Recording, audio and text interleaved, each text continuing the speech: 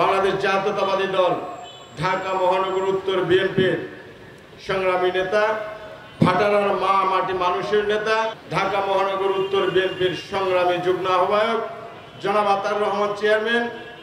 মঞ্চে উপস্থিত আছেন সাবেক ছাত্র নেতা, বিগত আন্দোলন সংগ্রামের জাতীয়তাবাদী শ্রমিক দল ঢাকা মহানগর উত্তরের রূপকার, ঢাকা মহানগর উত্তর শ্রমিক দলের সংগ্রামী আহ্বায়ক জনাব কাজী শাহ আলম রাজা। মঞ্চে উপস্থিত আছেন বাংলাদেশ জাতীয়তাবাদী শ্রমিক দল কেন্দ্রীয় নির্বাহী কমিটির প্রচার প্রকাশনা সম্পাদক মঞ্জুরুল ইসলাম। মঞ্চে উপস্থিত আছেন বাংলাদেশ জাতীয়তাবাদী শ্রমিক দল ঢাকা মহানগর উত্তরের সংগ্রামী যুগ্ম আহ্বায়ক জনাব লায়ন ফরিদ আহমেদ।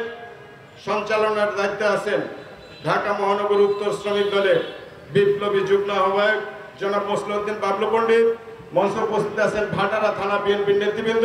ঢাকা মহানগর উত্তর শ্রমিক দলের 9 জন শ্রমিক নেতৃবৃন্দ শহীদ হয়েছেন, যারা বিগত আন্দোলন সংগ্রামে আমাদের সাথে অগ্রণী ভূমিকা পালন করেছেন। এই ফ্যাসিস্ট হাসিনার পতন ঘটাতে গিয়ে যারা গুলিবিদ্ধ হয়েছেন, আহত হয়েছেন, মামলা হামলার শিকার হয়েছেন, আগামী দিনে আমরা যখন নতুন কমিটি করব তাদেরকে এই অগ্রাধিকার ভিত্তিতে নেতৃত্ব দেওয়া হবে। প্রিয় নেতৃবৃন্দ, আপনাদেরকে মনে রাখতে হবে ফ্যাসিজমের লোকজন এখনো বহাল তবিয়তে আছে। আপনাদের সেই দিকে সজাগ দৃষ্টি রাখতে হবে, আপনাদেরকে আরো সজাগ থাকতে হবে।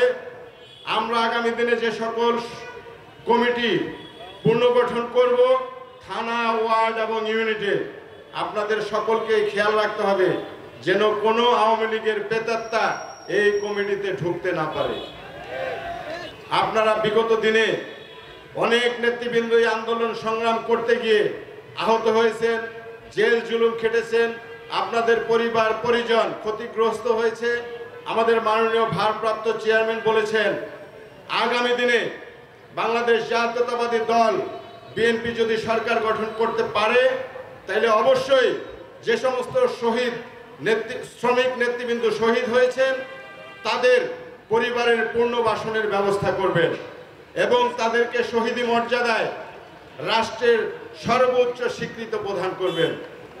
আমাদের যে সকল শ্রমিক নেতৃবৃন্দ পঙ্গুত্ব বরণ করেছেন তাদের পরিবারকে পুনর্বাসন করবেন। আপনারা জানেন বাংলাদেশ জাতীয়তাবাদী দল যে রাষ্ট্র মেরামতের 31 দফা ঘোষণা করেছেন, সেই 31 দফার মধ্যে 17 নম্বর দফাটি আমাদের শ্রমিকের জন্য। এটা আপনারা জানেন তো। সুতরাং আগামী দিনের যে রাষ্ট্রনায়ক, আগামী দিনে যিনি প্রধানমন্ত্রী হবেন, তিনি অবশ্যই আমাদের শ্রমিকের জন্য ভাবেন। তাই আমাদের শ্রমিক নেতৃবৃন্দদেরকে দৃষ্টি রাখতে হবে আমরা যেন কোনো দখলবাজির সাথে সম্পৃক্ত না হই, আমরা যেন কোনো চাঁদাবাজির সাথে সম্পৃক্ত না হই, আমরা যেন কোনো বিশৃঙ্খলা সৃষ্টি না করি, সেদিকে সজাগ দৃষ্টি রেখে বিগত দিনে আমরা যে সুশৃঙ্খলভাবে বিগত আন্দোলন সংগ্রামে যে অগ্রণী ভূমিকা পালন করেছি, আগামী দিনে জাতীয়তাবাদী দল যে সরকার গঠন করবে, সেই সরকার গঠন করতে গেলে যে নির্বাচন হবে, সেই নির্বাচনে জাতীয়তাবাদী শ্রমিক দলের প্রত্যেকটা কর্মীকে অগ্রণী ভূমিকা পালন করতে হবে। 31 দফা রাষ্ট্র মেরামতের যে কর্মসূচি ঘোষণা করা হয়েছে, সেই কর্মসূচি বাস্তবায়নের জন্য শ্রমিক দলের প্রত্যেকটা কর্মীকে ডোর টু ডোর কাজ করতে হবে, প্রত্যেকটা ভোটারের কাছে যাইতে হবে, আমাদের 31 দফা সম্বন্ধে জানান দিতে হবে। 31 দফার মধ্যে কি কি আছে, এই সমাজের জনগোষ্ঠীর জন্য কি করার আছে, শ্রমিকের জন্য কি করা আছে, উচ্চবিত্ত পরিবারের জন্য কি করা আছে, সরকারি কর্মকর্তা কর্মচারীদের জন্য কি দাবি দেওয়া আছে, সকল কিছুই 31 দফার মধ্যে আছে।